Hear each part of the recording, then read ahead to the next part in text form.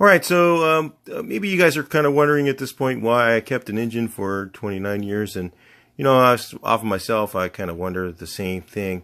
And I'll tell you the story of the engine right now and where it came from, what I had, and how I got it. And that maybe will help you understand that why I kept it as long as I have. And at this point, I'm kind of like, why did I ever keep this? But anyway, I went ahead and tore this thing down, and we had some surprises at the end. So, in fact, I was pretty surprised that I kept this engine because I don't know why I didn't know this, or maybe I was just being cheap at the time. But we'll find that out later. Because actually the case was already opened up for the 1835 pistons, the 90.5s.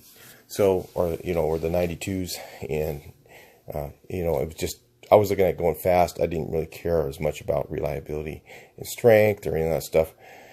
So anyway, how I got the engine was one of my a guy that I knew. I had a '64 El Camino, and a guy that I knew had the bug, and he wanted to trade for the El Camino I was actually building an engine for. So I had a 350 engine on a stand, and I was putting it together. And he didn't really know that much about the engine. He knew about the car that I had, and he says, well, hey, I got a rebuilt, quote unquote, rebuilt 1835 in this car. It's brand new, blah, blah, blah, the whole 9 yards. So I thought, well, shoot, I can't really lose. This costs a lot of money to build one of those engines. And so I went, oh, well, that sounds really, really pretty good. So I brought the car home and made the trade. And of course, trading usually, you almost always end up with the short end of the stick, right? So I fired up the engine, and of course, it's leaking oil out of the rear pulley, the actual pulley right where Chris's hand is right now. It was leaking oil out of that, and that's not normally a place that the engine should leak oil. So I don't know what I did, if I took the engine out or I took it to Carcraft and talked to Ed Eccles, and I said, hey, what's going on? I wonder why this thing's leaking here. And he goes, well, they don't usually leak there. That's really weird. You may need a sand seal. So I took the engine in and or took the engine out. I think I took it out and took it in there, and he grabs the crankshaft and checks the in play, and he goes, well, this thing has a whole lot of in play. And he says, but it's not in play. And he starts wiggling, and he goes up and down, and he goes, somebody put the wrong bearings in this engine. So they had like a 2020 crank with a 1010 bearings. Needless to say, I had to tear the whole thing apart and redo everything because the bearings were, I think I ended up changing the crankshaft. I took it out. I checked the heads. The heads were way too much compression for the street. They were like, they were taken down, like you could see holes in where the fly cutters had gone around, so they were really, really, really high compression. And so I had to take, change, so Ed was kind enough to exchange the heads for me. He had some other heads. He goes, well, I could use sell these to a customer for a buggy. They look brand new. And so he did something. It was a few dollars more I had to pay, but I got another set of heads. And then I ended up having to, do the whole bottom end, rebuild it. And of course, I know nothing really. I didn't know that much about rebuilding an engine complete by myself. So I kind of was really green at it. And of course, I didn't do a lot of things right. And so I ended up having to take it apart a couple times. And I don't really remember what the results were the other times, but I remember at least taking the top end at one point after that. And maybe I changed the pistons and cylinders and then put it back together again. And at that point, I put ported heads. I did my own porting on the heads, and that actually looks really good. I was surprised how good of a porting job I did looking at them.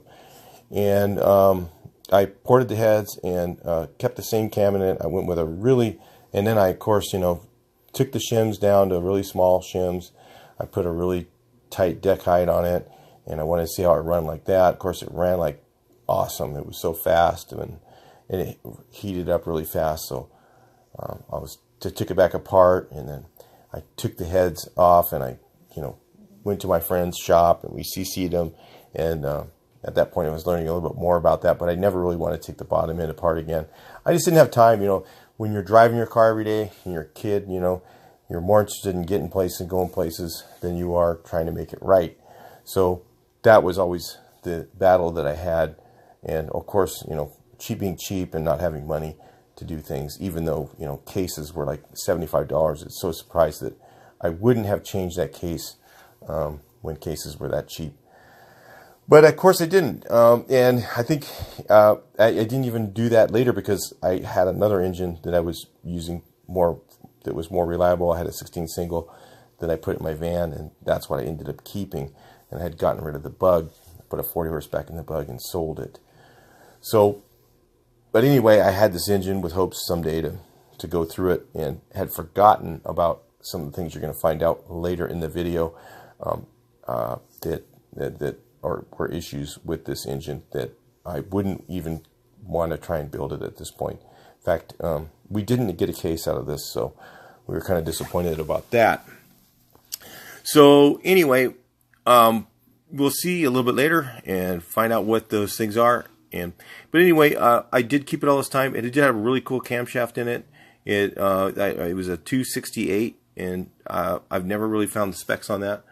If anybody knows the specs on that, that'd be great. I'd like to find out what they are. I heard they're really similar to an Engel 110, but I don't think it is. It's really got a really nice, strong mid-range and pretty good strong top end, and a little bit more maybe than the Engel 110 had. So, but it's because it's a really short duration and a high lift. I think it's around 400 lift. I'm thinking in something like 268 duration or something like that is what I've heard. So it's just kind of weird combination, but it actually works really well. So the cam is, you know, the engine, the stuff parts inside. We got some good pistons out of there, but of course it's 92 barrels, and the 92 barrels are, you know, thin wall, and those are not good to run. And so anyway, you guys can enjoy the rest of the teardown, and we're going to have it on fast forward here, not too far along here, maybe in a few minutes. If you want to scoot on up to that, you can, and hear about the stuff, what we found at the end. We were kind of shocked when we got to the end, and kind of disappointed at the same time. But if you stick around later for the next portion of the video, I'm going to go ahead and add to this. We did tear down another 16, actually the 16 single that was in the camper. I think we've got a case out of that. I don't know. It was pretty marginal. I took it into Brothers Machine Shop, which is the place that I like to go for machine work. Really good. Does really nice work there in Ontario, California. Maybe I'll put a link in there for you guys. And when we get the case, hopefully it's good. I don't know. It's marginal. So that's what I'll show you though. You'll look at that part too, and you can decide, you know, what you think. And of course, make those comments. Whatever comments you want to make are fine. Just, you know, make them. It really does help the video, and you guys can be a part of making this another successful video. All right, so I will talk to you later on in the end.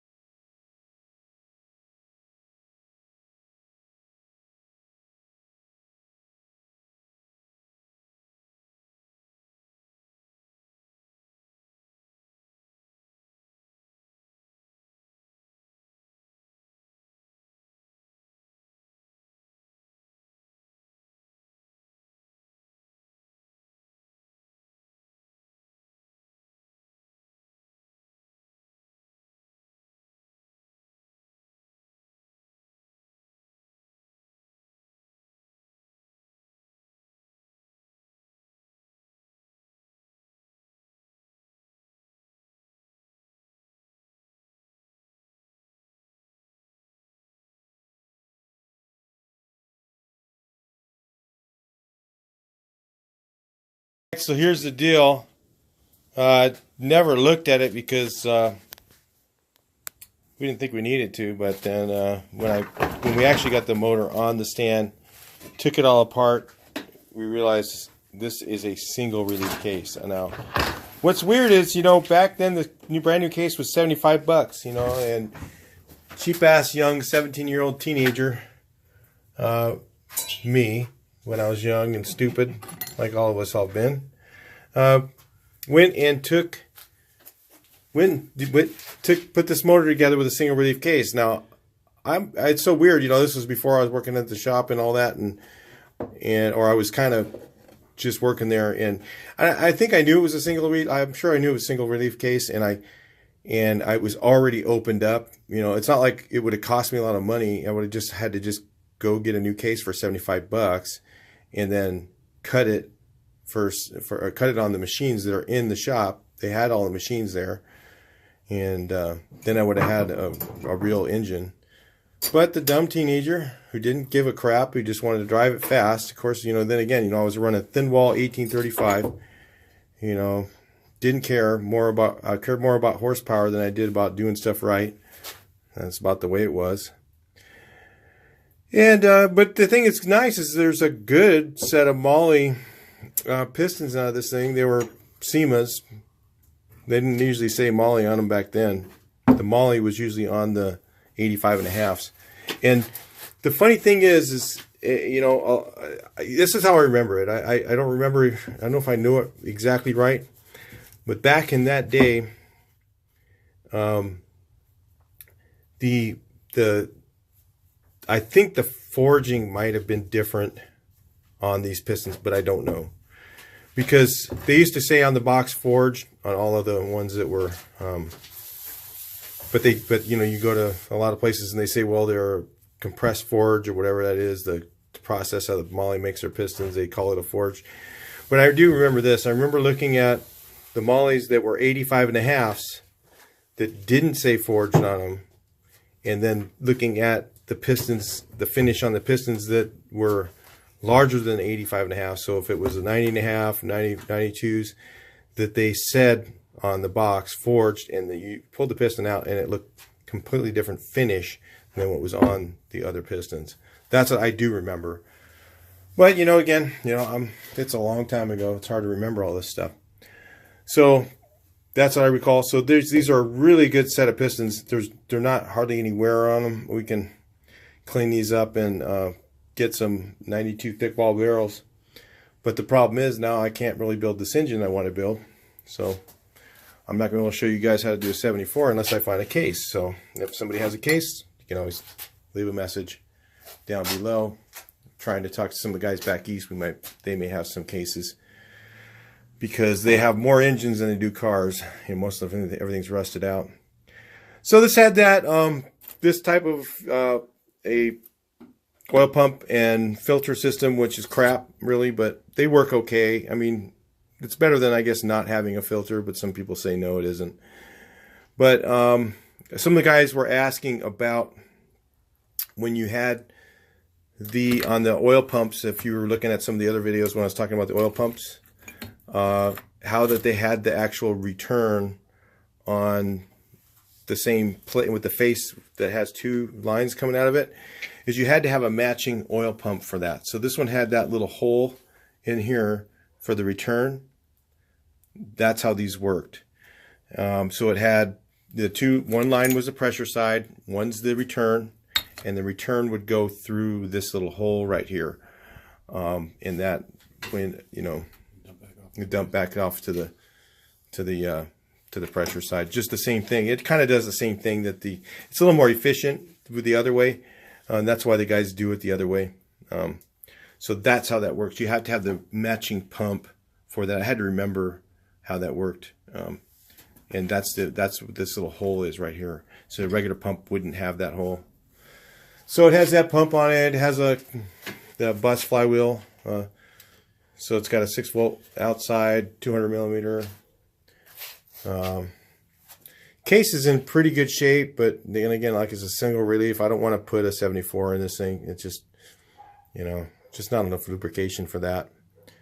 Probably would work, but you know, I don't want to do it. It's a lot of money for that crank to have go wasted. Of course, the crank's a 1010 in good shape. You know, it's really pretty good shape. We never would run back then at the time more than a 1010 because there was just too many crankshafts. We could get brand new ones pretty cheap. So, but then again, I could get cases for 75 bucks, and cheap ass me as a kid, you know, 17-year-old kid builds this motor. He, you know, doesn't even buy a decent case. Oh well, I don't know.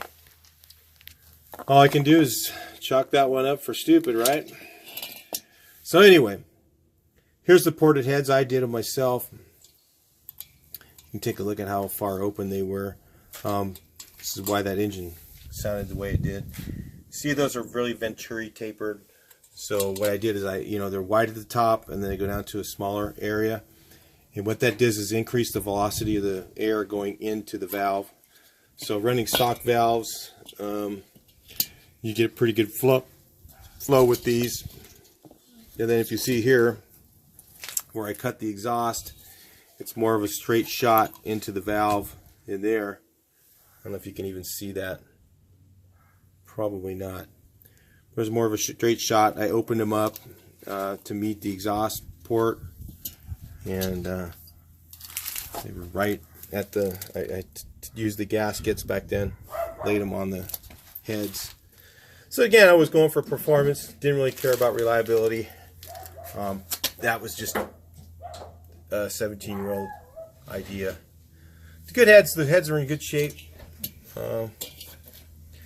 Well, the other thing I was going to show you we did back then is we always step cut. So if you see here, it's kind of not very clean.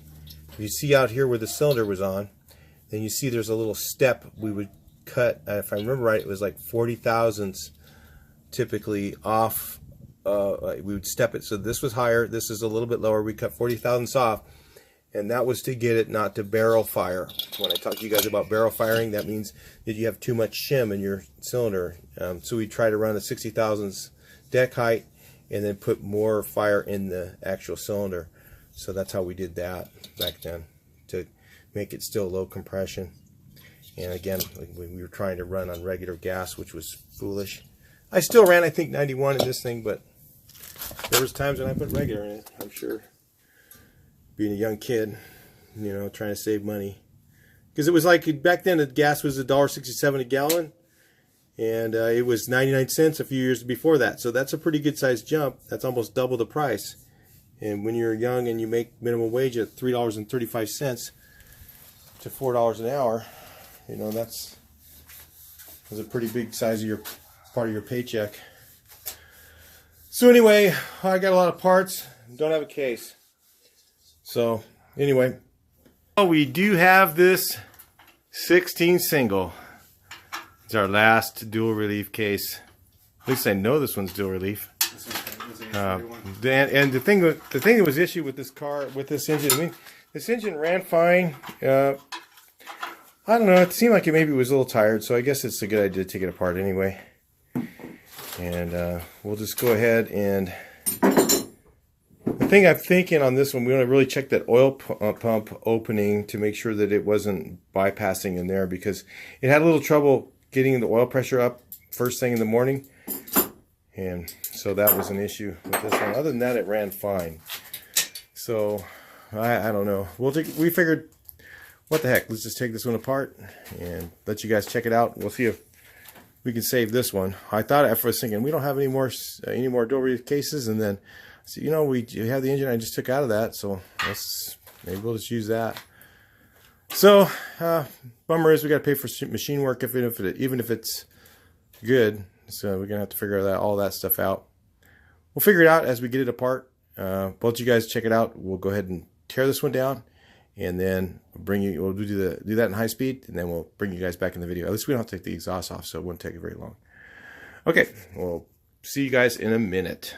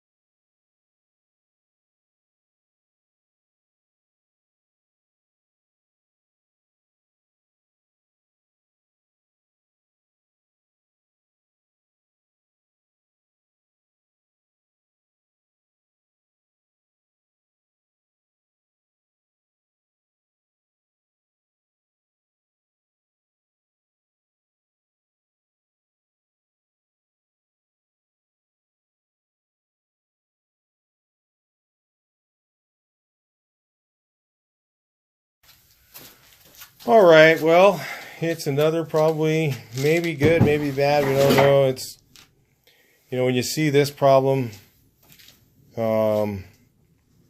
usually it's not good. The bearing, put the bearing in there and show them how loose that sucker was. Yeah, you see that? It's not a good day. Loose in the case, so that means the case is rubbed. You see here how it's shiny, and then how it's flat right here. Remember, the middle is where it takes all the beating and because all the reciprocating motion. And what happens is this part just starts rubbing, and then it starts to spread that open. And that's probably why this thing didn't have oil pressure when it was cool, when it was first started in the morning. And it just seemed kind of tired to me, so when I drove it. But right there, see that one's all shiny. You know, can it be line board? I don't know. Probably not. That's usually the case. No, to check your line bore, usually in your middle bearing there, you take your fingernail, kind of rub it on that way. That's your little backyard method to kind of see if that's got any merit to it, that little line.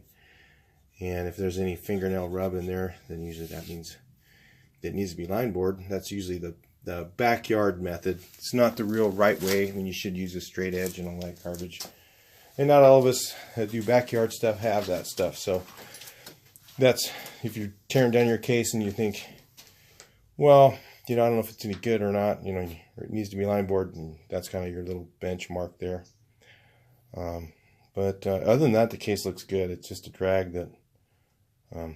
So what we're going to do now is we're going to bolt it back together and then look down the inside and see if we see daylight between there. If we see daylight, it's probably toast. Well, we tightened it up, and usually when they're really bad, you can see inside here. If you look at that center main, you can see daylight through there even when it's tight. So that's usually death for the case. It's not even don't even bother taking it to the machine shop if that was the case. It's done. But this one here doesn't. When we tied it down, it seemed like the center main came together. It was a little crunchy, but it did it. So it seems like it may be okay to get machined. So we're not going to guess, of course. We're going to take it down. This one I'm going to take to another different machine shop. We like Brothers Machine Shop. Nothing against some of the other guys, but we're just going to go with them on this case. And we're going to have them take a look at it and put it in the hot tank, clean it, and inspect it for line bore. And so, again, the two things that are wrong with most of the time with line bore, you can check it a lot of different ways, but this is kind of the visual check. Is you look at those shiny center mains. If it's shiny like that, usually you get an indicator when you start to take the case halves apart. These will be loose. You know, if you notice that these are a little loose, then that's when you kind of go, ooh, I wonder, you know, then start looking. And when you take those case halves apart, you see that part all shiny that I showed you. And if the bearing in the middle is loose, then you got to really put it together and take a look at that. The other thing that you can go bad is, again, like the actual bearing will wear. It'll, you know, kind of wiggle back and forth a little bit, and it'll wear a groove in the center main. So usually the issues of the center main, because you have your cross firing of the two cylinders going across this way, the reciprocating motion, especially on a bigger motor. So the actual, we're only, I think, 20 on this one. So it's kind of promising that we could actually get this one done. Let's cross our fingers and we'll see. The best part is we're going to save these cylinders here. Remember, if I showed you in another video, I was showing you about the Craigslist motor. If you watch the Craigslist motor one, this is going to be a perfect Craigslist motor. What we're going to do is these pistons are actually okay. They don't look that bad. And we can take these and put new rings on them. And we can take that other case, doesn't look terrible, but it's just on its last leg for machining. And we can put that all together. We have a 2020 crank. It'll be a nice running, you know, stock engine for someone. I don't know if we have a car to put it in yet. We never know. We might come up with one. It'll be okay. It's not going to be a great engine, but it'll be something that, you know, runs and gets someone around town or whatever, and not bad for, you know, a few miles. Put a few miles on it. Like I say, you're going to get 50,000 or 100,000 miles out of it, but, you know, if they get 25, 30,000 miles out of it, that's great, you know, for that, you know. So anyway, you know, as expensive as one of these engines are, if you want to get the aluminum case and all that stuff, you know, it's not bad to use something like that and just get yourself on the road. If you're in that point, in your build and you can build a cheap engine just to get it running and then save up your money and build the big one later, or whatever you're going to do. Start buying the case and buy all the parts one at a time and just kind of stack them up, then finally take the plunge, build the motor, and put it in. So anyway, this one doesn't look bad. I mean, we think we can salvage it. We don't know until we take it to the machine shop. It's always a gamble. This one's maybe worth gambling on, so we're going to give it a shot. I'll talk to you guys in the next video. Please like, share, and subscribe.